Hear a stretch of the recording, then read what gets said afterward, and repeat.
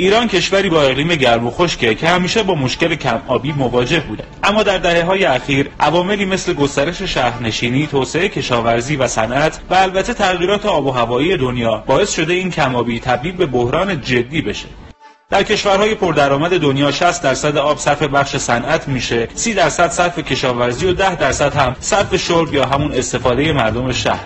اما در ایران 92% از آبی که داریم صرف بخش کشاورزی میشه و تنها 2% به بخش صنعت میرسه. 6% باقی مونده هم آب آشامیدنی و مصرف خونه هاست. این نشون میده که الگوی مصرف آب توی ایران با خیلی از کشورهای دنیا متفاوته. اما از کشاورزی و صنعت که بگذریم، در ایران مردم چقدر آب مصرف میکنن؟ سرانه مصرف روزانه آب شرب توی ایران 204 لیتره، یعنی هر فرد روزانه 204 لیتر آب مصرف میکنه، در حالی که یک سوئدی روزانه 164 لیتر، یک فرانسوی 139 لیتر، یک بلژیکی 129 لیتر و یک لهستانی تنها 98 لیتر آب مصرف میکنه. البته وضعیت توی کشورهای منطقه کمتر توسعه یافتن و هم اقلیم گرمتری دارن متفاوته. مثلا سرانه مصرف آب توی بحرین 1058 لیتر در روزه و هر کدوم از شهروندان عربستان 2542 لیتر آب مصرف میکنند. سرانه آب مصرفی مردم امارات و کویت هم به ترتیب 2027 و 1208 لیتره. با این حساب میبینید که اگرچه ایران نسبت به خیلی از کشورهای منطقه توی مصرف آب وضعیت بهتری داره،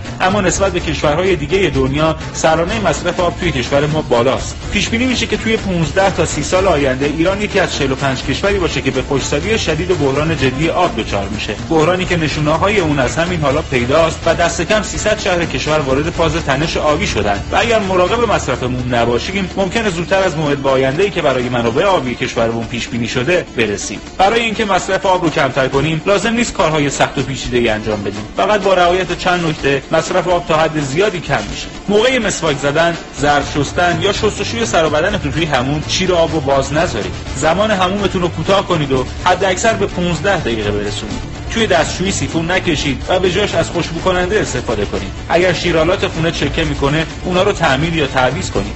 از شستن حیاط، کوچه و ماشینتون با آب شهری خودداری کنید. ماشین لباسشویی یا ظرفشویی رو فقط وقتی کاملا پر هستن روشن کنید. باغچه رو هم به روش قطره‌ای آبیاری کنید، نه با شیلنگ آب.